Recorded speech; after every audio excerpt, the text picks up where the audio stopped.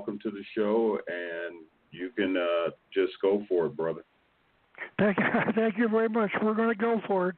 We're going to read Charles Darwin himself to show you that he himself knew his theory was bogus when he wrote it. We're going to read Origin of Species, parts of it. I want to go back to 1990. In the Arizona Daily Star, Ralph Epperson wrote a guest opinion on the editorial page. It was titled, "Frogs Don't Turn into Princes, as Evolutionists Claim." And I says, I'm going to read just a couple of short sentences.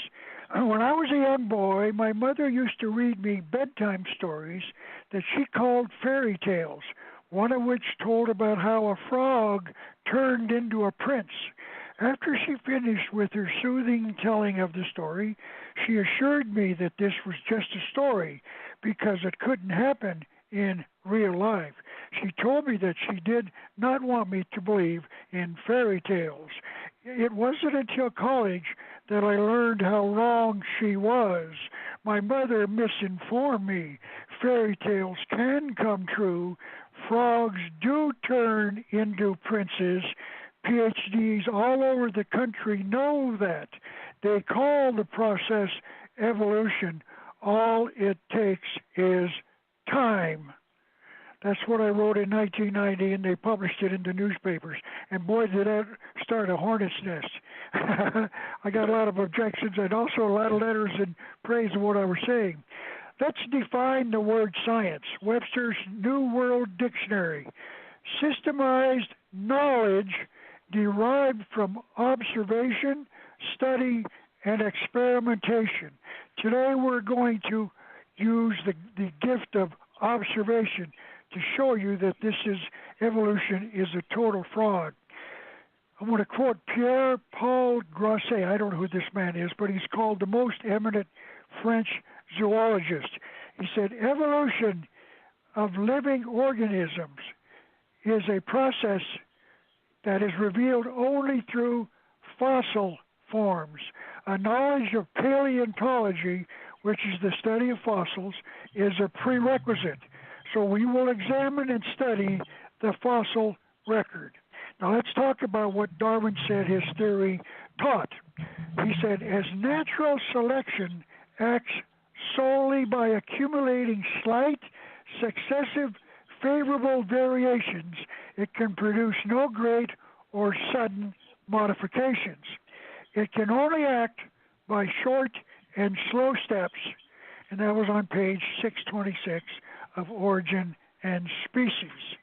I want to read Carl Sagan, professor of astronomy, who's now passed away, but he was at Cornell University, and years ago he did a TV show about the universe and taught us all sorts of evolution, billions, he called it billions and billions of years. He served on the faculty of Harvard and Stanford. In his book called The Dragons of Eden, he said, evolution is a fact, amply documented by the fossil record. Now let's talk about Charles Darwin himself, because he discovered that there was a sudden appearance of abundant life in the Cambrian layer. Now the Cambrian layer is the lowest layer in the geologic column. That's about, maybe say a page long. It's the bottom region layer, and that's where the fossils started. Underneath that, there's no fossils or very few. So he said, now he's going to quote what he said in Origin of Species, page 309. The abrupt manner in which whole groups of species suddenly appear has been urged by several paleontologists as a fatal objection to the belief in the transmutation of species. If numerous species have really started into life all at once, the fact would be fatal to the theory of descent with slow modification through natural selection. So if suddenly we found out in the very oldest layer of rock with all these fossils, if there's a whole groups of species suddenly appearing, that would be fatal, which means my theory is dead, if that's true. Now let's see whether it is true or not. I want to talk about a Time magazine. We're going to cover observation, and Time Magazine wrote a whole magazine on it, December the 4th, 1995. The front cover says, Evolution's Big Bang. New discoveries show that life as we know it began in an amazing biological frenzy that changed the planet almost overnight. And it goes on now inside the article itself. In the early Cambrian of no more than 10 million years, creatures with teeth and tentacles and claws and jaws materialized with the suddenness of an apparition. In nature appears to have sketched out the blueprints for virtually the whole of the animal kingdom. In the early Cambrian layer, we find all sorts of life. He says virtually all of the whole of the animal kingdom. Now let's see whether or not scientists believe in that. This is written by William R. Fix, a book entitled The Bone Peddlers, page 166, book published in 1994. He says the Cambrian explosion, the sudden appearance of many life forms in the Cambrian period, so he agrees. Douglas Dewar, a British biologist in 1947, wrote this in his book, Difficulties of the Evolutionary Theory in 1931. A great and abundant fauna, which means animal life, appears on the scene with startling abruptness at the beginning of the Cambrian period. Suddenly we find the sea full of highly organized types. We find nothing which suggests slow evolution. That's quoted in Difficulties of the Evolutionary Theory in 1931. Now let's re-examine what Darwin wrote himself on page 390. The abrupt manner in which whole groups of species suddenly appear in certain formations has been urged by several paleontologists as a fatal objection to the belief in the transmutation of species. If numerous species belonging to the same genera or families have really started into life all at once, the fact would be fatal to the theory of descent with slow modifications through natural selection. Someplace along the line, I read where eating poisonous mushrooms is fatal to the organism. It means it kills it. So he's saying that if this is true, it would be fatal to my theory. But he published his theory anyway. Now, of course, I have to admit that he knew, now, in the more modern term, I'm quoting magazines and also PhDs, and by the way, many, I could quote probably 20 or 25 who have all said the same thing. I just quoted a couple. That would be fatal to his theory. So that means his theory is dead going in, but he wrote it anyway. So on just that one statement alone, we know that Darwin was wrong. The Cambrian layer shows abundant life of all genera families at the same time in one location in the fossil record. And we're told in observation we must study the fossil record. Now that's only one of two objections that I have about Darwin and his book.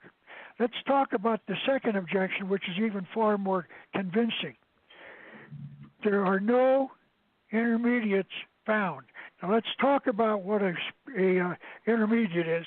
Darwin said they were going to get small steps between species A leading to species B. So they're going to start out, this is very simple, in species A. They're 100%, all of the animals in species A are 100%, and for some reason they start to slowly change.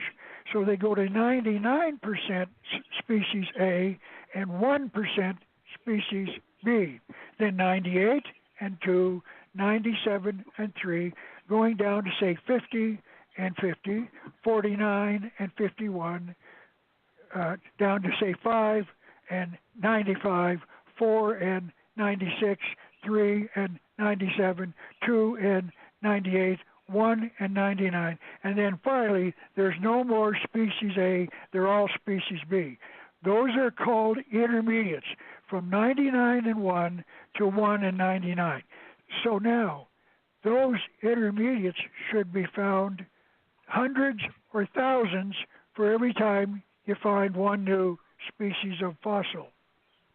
So we should get 99 or 100, maybe even 1,000, maybe 10,000 intermediate steps. So let's see whether or not we find that there are intermediates in the fossil record. Don't forget, we're supposed to become paleontologists and study the fossil record. This is written in Origin of Species. Here's what Darwin wrote on page 292 of Origin, Chapter 9, Imperfection of the Geologic Record. Why then is not every geological formation and every stratum, meaning the geologic column, which shows the earliest fossils at the top and the oldest fossils at the bottom of all of these geologic times in a column? Why is then not every geological formation and strata full of such intermediate links?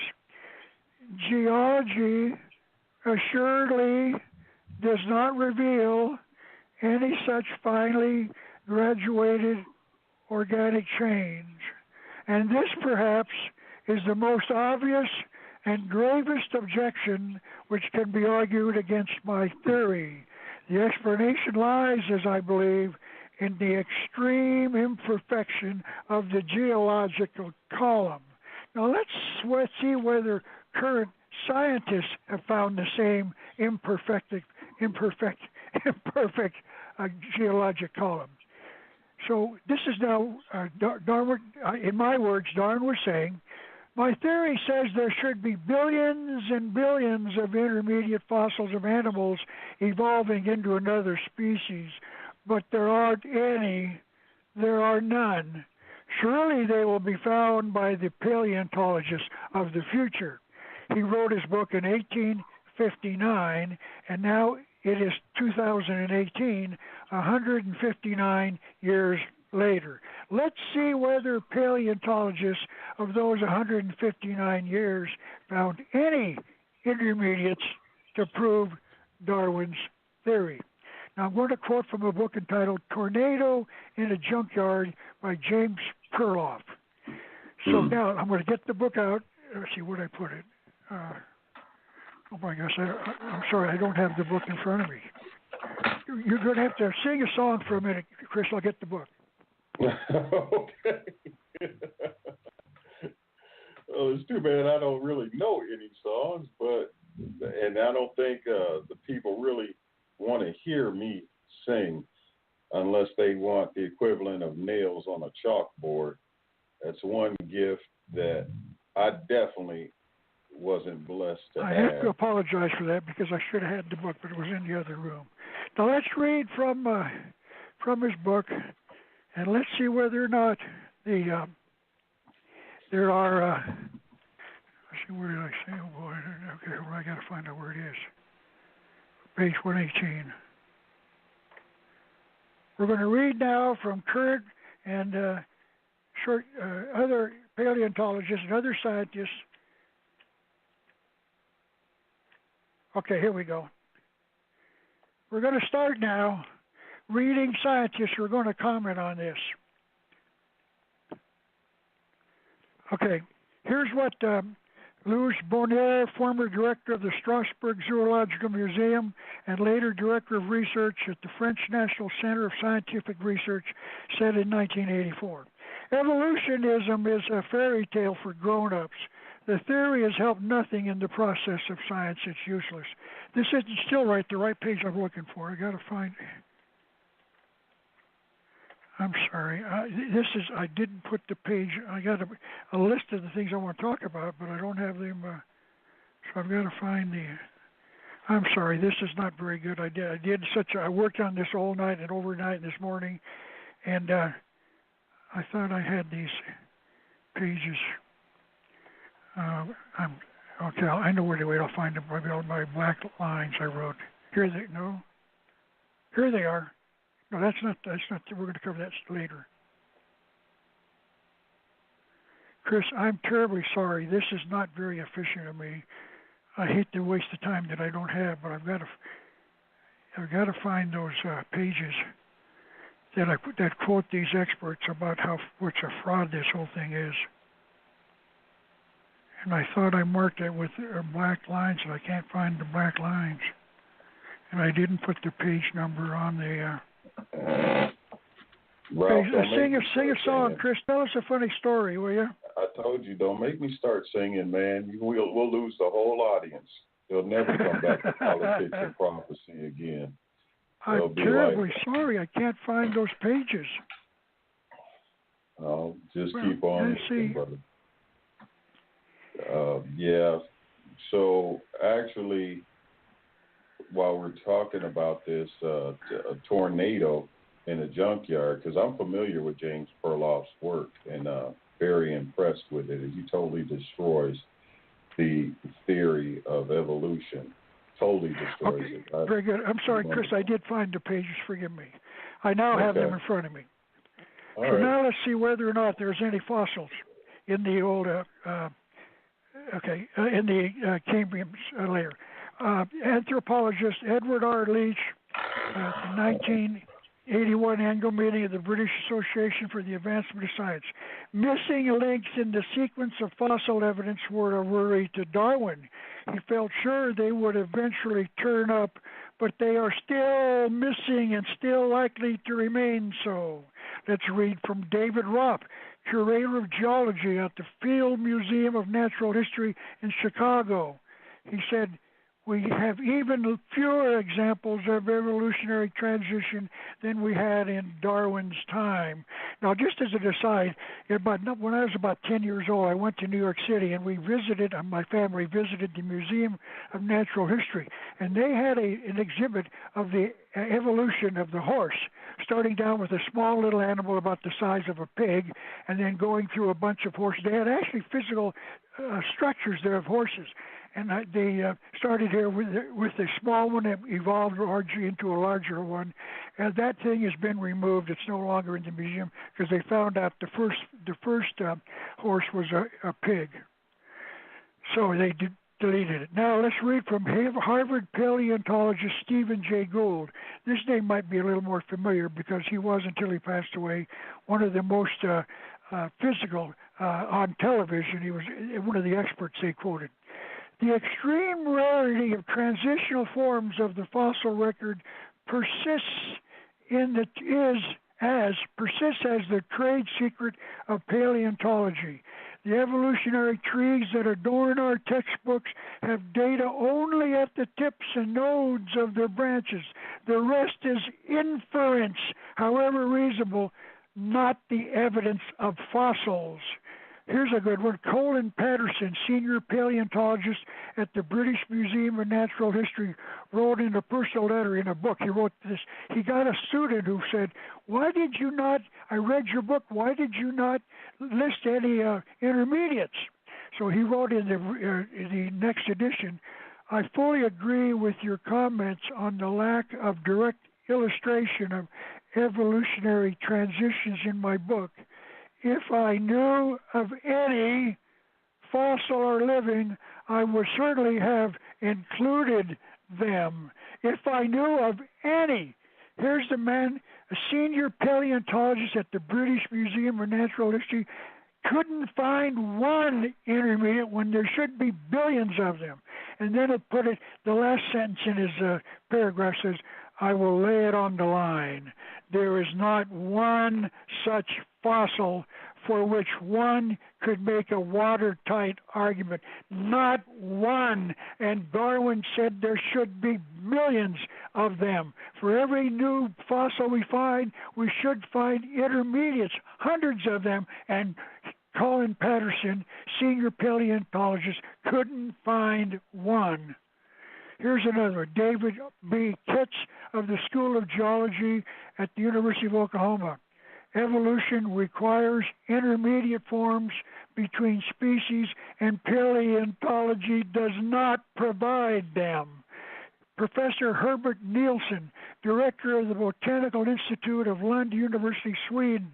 The lack of transitional forms cannot be explained as due to the scarcity of the material. The deficiencies are real. They will never be filled. Do you understand? Okay, here's one. British biologist Richard Dawkins, an ardent evolutionist. Let's read what he himself said. The Cambrian layer of rocks, about 600 million years old, are the oldest ones in which we find most of the major invertebrate groups. We find most of the major invertebrate groups, and we find many of them already in an advanced state of evolution the very first time they appear. It is as though they were planted there without any evolutionary history. Now we're quoting.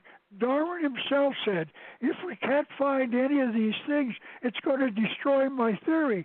So he said, maybe someday in the future paleontologists will find millions of them. Colin Patterson couldn't find one. Even Richard Dawkins, the ardent evolutionist, said he can't find them either. Okay, now let's talk about what the result was of all of this misinformation. They couldn't find any, so they had to come up with a new theory. Let's talk about that. Stephen Jay Gould of Harvard and Dr. Niles Eldredge of the American Museum of Natural History wrote in a book called I don't have the name of the book. Anyway, it was in a magazine. They presented this in October of 1980, presented a new view of evolution called punctuated equilibrium. So now we'll discuss what this offers to the student. It declares that species came into being, then stayed about the same, and then all of a sudden there was a great leap, and they jumped to an entirely different form. In other words, there were no intermediates. And so the best answer is a punctuated equilibrium. Suddenly, out of nowhere, comes a new species from nowhere. Dr. Richard Goldsmith wrote, a lizard laid an egg, and a bird hatched out and flew away. So this solves the problem. They, too, cannot find any intermediates when they should be millions, possibly billions of intermediate fossils found. For every new fossil they find, there should be at least millions or hundreds of thousands of intermediate fossils, and they find none. And Darwin said that's the most fatal objection to my theory, but he wrote it anyway. Now, this is perhaps, one more last thought. I would like to summarize this punctuated equilibrium. I call it evolution by jerks. Evolution by jerks, meaning one species then a jerk to another species without any intermediates, and that's what they offered. But once again, they offered no documentation, no evidence. Now, the last couple of things are not directly related to, well, it is indirectly, I guess I'll say that. The evolutionists need billions and billions of years. The universe is 4.6 trillion years or billion years old, and suddenly the Earth formed at 1 trillion billion, wherever it is, years. And let's talk about that. I want to point out to you that the sun is shrinking. The sun is shrinking. It's getting smaller every year. It's aging. It's not a constant. As it gives us energy, it loses this energy. That was from a magazine article titled Physics, or a newspaper, a magazine article titled Physics Today, reported in 1979. Now, let's talk about analyzing. We're going to talk about observing the shrinkage of the sun. By analyzing data from Greenwich Observatory during the period of 1836 to 1953, a period of 117 years, that's 100,000 years ago, the sun would have been about twice its size. Now, so let's picture. You picture in your mind the sun is so many miles away. But 100,000 years ago, based upon the actual measurements of the sun by the Greenwich Observatory, for over 117 years, the sun is shrinking. Is shrinkage, which means going backwards. Then, over to 100,000 years, the sun would have been twice its size. How hot would it be on the Earth if the sun was twice its size only 100,000 years ago? Carl, you want to take a shot at that? What do you think? I think it would be rather hot. In other words, life could not exist on the Earth. They say that if you change the size of the sun by only 5%, either shrinkage or expansion, life on Earth would stop. But 100,000 years ago, according to measurements by scientists going back to 1836 to 1953, 117 years, the sun would be twice its size. But listen to this, 100 million years ago, the sun's perimeter would have extended out well beyond where the Earth is. No, there's not billions and billions of years, or space, or miles. 100,000 years ago, the sun would be twice its size. Today, 1 million years ago, the sun would have reached out to the Earth. In essence, the Earth wouldn't exist anymore. Notice these are measured. And by the way, the Greenwich Observatory is where the records of the sun have been measured specifically by evolutionists. They know how big the sun is and how much it's shrinking. The sun is like a candle. It's going to burn out someday in the future. Well, let's not hope it's any time we're around. So, folks, you're with Chris Levels and Ralph Epperson. He's discussing the fallacy of evolution. So I hope you'll stay with us through the break, and we will be back for more of Politics and Prophecy. You are listening to Politics and Prophecy with Chris Levels on FreedomizerRadio.com. We will be right back after these messages. The following message is sponsored by Truth. Are you or someone you know suffering from sheepilism? Sheepilism is a debilitating disorder which affects a person's entire worldview and is characterized by ignorance, denial, abandonment of basic morals and values. An unwillingness to think critically about things read or heard by mainstream media is a strong sign that you have been affected. Fortunately, sheepilism is treatable in many cases. Treatment may include, but is not limited to, training to help the patient understand that truth is being intentionally withheld, help in understanding that assumptions and speculations do not qualify as evidence for truth. Living with sheepilism is frustrating. Thankfully, there's hope for those suffering this debilitating condition. If you or someone you know is dealing with sheepilism, please contact your local Truth Movement for treatment. They're standing by to help you now, and remember, you're not alone. Side effects of treatment may or may not include shortness of breath, migraines, anaphylactic shock, and in worst scenario, heart attack. See your support specialist for details.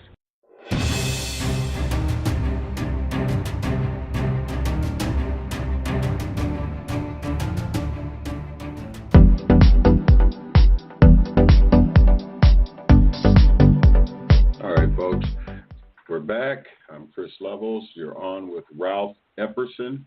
If you want to call in, you can do so. 319-527-6208. Press 1, press pound 1 if you'd like to join us. And he's discussing evolution and the false theory of it. And so, Ralph, I'll just let you keep on rolling along, brother. Okay, thank you very much. Let's go back to my discussion of the sun is shrinking. Let's just analyze, picture a candle burning in your house for light. Let's say it's 6 inches tall. You can watch that as it burns itself up. It'll slowly go down to 5 inches, 4, 3, 2, 1, and then suddenly there'll be no flame in it at all. This is the sun. The sun is a candle. It's going to burn itself out sometime because it's shrinking. There's going to be a day when suddenly the sun goes cold. Now, we don't know when that's going to be, but it's going to be probably a long time from now. But nonetheless, it's what they're talking about. But we have measured the size of the sun for 117 years by evolutionists, people who are skilled in the evolutionary theory. So they were doing this at the Greenwich Observatory in, I think it's called the Greenwich Mean Line, someplace in England. So now, what is the purpose of this evolution? Why is this thing being taught as fact? Why? We have an answer. I want to quote Julian Huxley. Huxley and his father and grandfather, they were very strong supporters of Darwin's theory. Let's read what he said in a magazine called The Plain Truth in 1974. He quoted Julian Huxley. Darwin pointed out that no supernatural designer, meaning no God, was needed since natural selection could account for any known form of life. There was no room for a supernatural agency in its evolution. God can no longer be construed as the controller of the universe. Wait a minute. That's the reason Darwin wrote his book. He was replacing God with evolution to explain the existence and life and the history of man. And Huxley was a strong supporter of his, a fellow scientist. Now, let's read another. This is a little book that I found in a used bookstore once called The Purpose of Evolution, and it was written by the Socialist Workers' Party. It's called Evolution of Man, published by the Socialist Workers' Party way back in about 1930. Modern socialism is closely allied to the modern scientific theory of evolution. If laborers understand science, they become socialists, end quote. So now we see why suddenly people are becoming socialists. They have been taught by evolution there's no God. So now we turn to man as being God, called socialism. If laborers understand science, they become socialists. Ralph Epperson says, if students understand science, they become socialists, end quote. Now we know why our colleges are teaching evolution, to remove God from the discussion. Creation cannot be taught. A competing theory to evolution cannot be taught. Teachers who even mention it get fired. God has been removed from the field of science. It's all evolution, which according to Darwin and current scientists is as bogus as a $1 bill. By the way, just for a matter of discussion, a dollar bill is not money. We define it differently, but it's not money. So evolution is just as bogus as a $1 bill. Neither are real. Now we know why little Susie cannot read her Bible during her lunch break in a government school.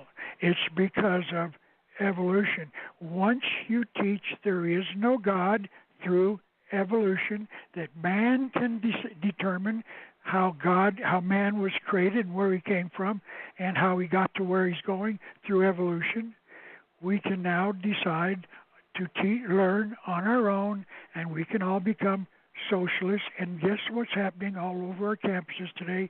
Students who don't even know what it is are preaching socialism. And little Susie can't read her Bible during her lunch break in her public school. I think that's enough to discuss this. Now, notice I just want to end up with a little summary. Let's go back to what Darwin said, first of all, in his first quotation. Let's find that and see whether or not there's any. Here it is. The abrupt manner in which whole groups of species suddenly appear has been urged by several paleontologists as a fatal objection to the belief in the transmutation. If numerous species have really started into life all at once, the fact would be fatal to the theory of descent with slow modification through natural selection. In other words, he knew it wasn't real going in. Now let's take the second objection. There's no intermediaries. Darwin said, why then is not every geological formation and every stratum, meaning the geologic column, full of such intermediate links? Geology assuredly does not reveal any such finely graduated organic chain, and this is perhaps the most obvious and gravest objection which my theory can be held against. The explanation lies, as I believe, in the extreme imperfection in the geologic record. So we read the geologic record from current scientists and found evolution wanting. I think that's enough. By the way, please understand, I culled this out of about 50 books that I've read on science and evolution and creationism on this subject for years. And I found this book called Junkyard, was an explosion at Junkyard or something like that. You mentioned it during the break, or soon to the break, and we'll talk about that in a minute. But that book is probably the best review. It's available. It's called Tornado in a Junkyard by James Perloff. Please get the book, read it, and then get your children out of the government schools. I think I rest my case in about 45 minutes. I could do it in by the way, this is all covered in far more abundance in The Unseen Hand. There's a chapter on evolution, and I would urge you to read that book, The Unseen Hand. Go to eBay, type in The Unseen Hand in the search box, and then click on books and read the reviews, and then get a copy and read it yourself. Well, I rest my case briefly, but I think very, very succinctly. Well, I find it very interesting about what you said about the colleges, because it seems what I'm observing today is that people are shifting from evolution, as it's being more and more disproved. They're shifting away from it and more towards witchcraft, occultism, and the belief that we had aliens come here and see the earth, and that's where mankind has come from. But then, of course, they can't answer the question, well, who made the aliens? But yes, I'm seeing that myself, looking at this whole phenomena right now, and I believe it's setting us up for let's say a delusion, a manipulation in terms of what I believe is coming upon the earth. But I just find that to be fascinating at this point in time, Ralph. Well, thank you very much. I think, it doesn't take much to disprove it, but the point is this: why is it not being disproved? Why are colleges turning out PhDs who believe this nonsense? They're not being taught the truth. The truth is Darwin himself in his own book. He admitted no intermediates, and he admitted that all at once there was abundant life in the Cambrian layer. And both of those, he said, would be fatal to his theory. But he published it anyway. Why? And why because are millions? Of the Luciferian agenda. The Luciferian agenda. Because of the Luciferian Masonic agenda. Well, we've removed God from everything, and we can now teach what I call liberalism, which means we can use man to solve man's own problems. We don't need a God or a creator or a belief in morality. By the way, that's another thing I didn't mention, but we remove God from the schools, suddenly you get no morality. What's moral? How do you decide what's moral? Each man decides for himself. And this is where we are. This is where we are. This nation is in trouble because of evolution. This nation was basically a religious nation. It had religion, had morality. They knew. And they didn't need to go to evolution until 1859 when this thing came out. It's been reprinted several times, and it's being taught everywhere in every college all over this country, with very, very rare exceptions. And it takes only a little guy named Ralph Epperson to finally read The Origin of Species from my purview, and I found out it's wanting. It doesn't do the job. He admits in his own literature that his theory is gone. It's dead. It doesn't make sense, but scientists like Carl Sagan say it's fact. How can something that's dead be fact? It doesn't make sense, but it's being taught. And I'm telling you, little Susie can't read her Bible anymore. She can't take it with her. She can't wear a cross as the necklace in public government schools anymore. Why? Why? So this is where we are. I believe it's because of evolution. And next week, if you'd like, let's talk about the religion called humanism that believes evolution is also a fact. That might be a worthwhile subject for next week, Chris. Well, evolution provides the basis for agendas such as war, because, I mean, if life it means nothing, human life is nothing, then it's no big deal to kill off anybody. So that also goes into the depopulation agenda. It also goes into the confusion of the sexes. Evolution is the foundation of all of these moral, pitfalls that we're finding our society facing today. It all starts with evolution. I know. Because if, well, you pointed out. If PETA says that a boy is a boy is a pig is a horse, and blah, blah, blah, something along those lines, where they make no differentiation between the uniqueness of human life and animal life, you can do a whole lot of things, because evolution is the religion of the elite. I'll just put it like that. Evolution is the religion of the elite in order to maintain their control and destruction of the masses and enslavement. Well, that's what we're learning. Suddenly, we now have women and men running a socialist, avowedly socialism is the answer. Bernie Sanders, that young lady that ran as someplace in New York or City or someplace, she's going to win a seat in Congress, and she'll be a socialist. We've got people who are running in offices all over this country, avowedly socialist. People want this nation to become a socialist nation without them even knowing what it is. People with microphones and access to a medium, meaning television, they've come out with the microphone and said, "What is socialism? I don't know, but I want it."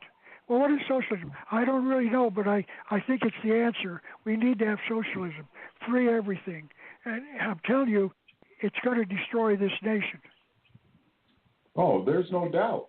It is destroying this nation because of the fact that whether they want it or not, if you look at the 45 goals of communism that were read on the congressional floor in 1963, we have implemented over 90% of those 45 goals within the United States, and we see the state that we're in, Ralph. Yes, I know. Well, little Ralphie's done that with this book called The Unseen Hand. It documents the whole story of communism, where it came from, who financed it, why did the very wealthy. By the way, let's go back to Bernie Sanders. Little Bernie Sanders went to the University of Chicago, which was funded by John D. Rockefeller and the Rockefeller family. And that's where he learned his socialism. Why would the very wealthy want socialism? Well, The Unseen Hand answers that question abundantly. That's why the first few chapters are all about why do people want socialism, what is it, and why has it failed? So I would urge you, your listeners, if they want to study this whole subject of why we're going socialist, might want to read The Unseen Hand. It's available on Amazon.com or my website. You can go there, browse, buy the book from me. I'm starting to get some orders finally from people ordering the book. It's been a long time because they've gone to the wholesalers, but they're realizing that the wholesalers are getting rich. And little Ralph, not that I'm getting rich because I'm doing it for that reason, but they say, let's let Ralph have some money instead of these rich conglomerates. So that's nice. I appreciate that. But I'm not in this for money. Never have been. I'm in this to educate. I'm a teacher. And I do talk shows like yours. You mean to tell me that Lucius Trust isn't promoting your book? Oh my gosh, gee, that must be one Well, I can't tell you if it's true. No, I can tell you abundantly. No, Lucis Trust is not funding. No, not one penny. Not ever. They might do it surreptitiously, but I'll tell you this: the largest donation I've ever received was $20. Boy, I'll tell you that's the way to become rich. Let me tell you this: when I did a talk show in Florida once, I was talking, and the guy didn't like what I said, and he called in and got on the air, and he said, "Listen, Epperson, the reason you're doing this because you want to become rich. You're in this for money." And I told the host, I said, "Listen, his name was Bill, I think. Bill, would you get this guy's phone number and write it down? I want to call him because I didn't know I could do this and make money as well, and maybe you can tell me how to do that." You don't become rich selling books, I can assure you that.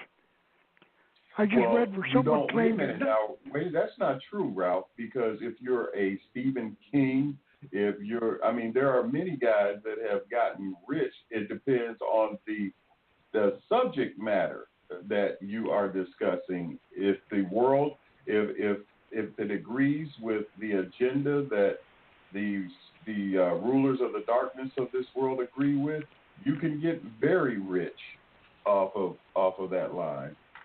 I mean, that's a good thing. You don't watch television, and neither do I. But you see these so-called personalities and these experts that they bring on to these garbage alphabet networks. When I see them on YouTube, and I realize that I wouldn't be struggling because I'm not making any money. I get contributions here and there, and I'm doing a fundraising mission right now to go to Africa, and it's going to be tough. Because my name's not Peter Strzok. If my name was Peter Strzok, I'd have, I'm asking for $10,000. He got $200,000 in 24 hours. So it all depends on when you're on the side of righteousness. It's very rare in this day and age to be an Abraham or a Job or anybody like that. It's very rare. Well, I'll be honest with you. My book, The Unseen Hand, and by the way, my second book, The New World Order, both of these books are being sold in at least 7 foreign nations, and that's how many I can verify. I think I got a check twice for $500. So that's $1,000 I got for the rights to publish. But I think now the copyrights have expired, so people can print it if they will, and that's fine with me. I don't care. Get the book out, use it. Hopefully, it'll have an effect in some of these other foreign nations where people are going to learn about freedom. The first few chapters are all about freedom, man's rights.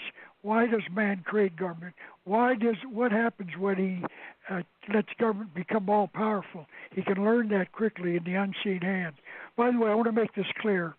While I was doing this yesterday, so I'm writing it down. I went through and tried to prepare this. I only had one day to do it with, but I worked hard on it, getting it, and even then I forgot to bring the book in with me. But anyway, I did this very quickly. I'm going to convert this into a very short, probably less than 1 hour DVD and have it on the internet within a matter of weeks.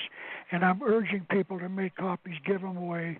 I'm going to take it, once I get it made, and go down to our school board, to the people that we elect, or I guess we do elect them, and say, you can no longer teach evolution in your classes on science because Darwin admitted it's false. Well, I've never heard that before. Okay, please watch this 45-minute DVD, and I'll give everyone a copy of it and the school board and let them watch it, and then come back the next week and find out what they thought of it, because you'll notice I used his own words. You cannot argue. It's in his own book, Origin of Species. The major objections are real, even till today, 100 and some years later. He admitted when he wrote the book that these theories were false because they didn't have the evidence for it, but he wrote it anyway. Why? Somebody wanted him to write the book. That's very apparent. In fact, that Darwin, I don't know much about his history, but there was a guy, I think by the name of Spencer, who came out with it first. In fact, his own grandfather, I think his name was Erasmus Darwin, came up with a generalization of the theory. So Darwin wasn't original with it, but for some reason Darwin's book became the rich one all over the world. By the way, just as an aside, as we're ending, Karl Marx, the communist, wanted to dedicate his book to Charles Darwin. And Darwin said no, wisely said, no, I don't want to get involved with you because you're a communist. So I give Darwin, that's the only time I can find where he was right. But when you read his own words, as I've done and documented, his theory falls way short, and it should no longer be taught as fact. And I'm telling you right now, I'm going to guess the schools will not stop teaching evolution in spite of what I'm going to do to make it public. By the way, you mentioned the book, Tornado in a Junkyard. What do you know about that book? Well, I'm familiar with it because I'm familiar with James Perloff, and he is one of the preeminent denouncers of evolution that we have out here. So yes, I encourage people to get his work also. But Ralph, we're going to wrap it up now, waiting for next week to come, Lord willing. So you know the spiel. Go in and give your information. Well, Chris, I can't thank you enough. You've been very kind to me all the time. That's, by the way, this is number, 24 that we've done together. So I hope there'll be 100 of them before we're through. Thank you so very much. Have a good day and a good week, and we'll be back with you next Monday. God bless you, Chris. Thanks very much. You're welcome, Ralph. Same to you, my brother. All right, folks. That is the venerable. I'm going to get that word right. I'm not going to quit trying. Ralph Epperson, and he has done such a great service to our country and to mankind and the kingdom of God. And I really hope that you will get his material. I mean, you can go to ralph-epperson.com and review all of his works. You can review a lot of them, most of them, as a matter of fact, for free. But you'd be amazed. He has basically a library out there. And I believe that if Ralph had come along a few decades later, I mean, he'd have a YouTube channel that would just be, he wouldn't have to worry about money as far as the views that he would be getting, because his work is definitely worthy of that attention.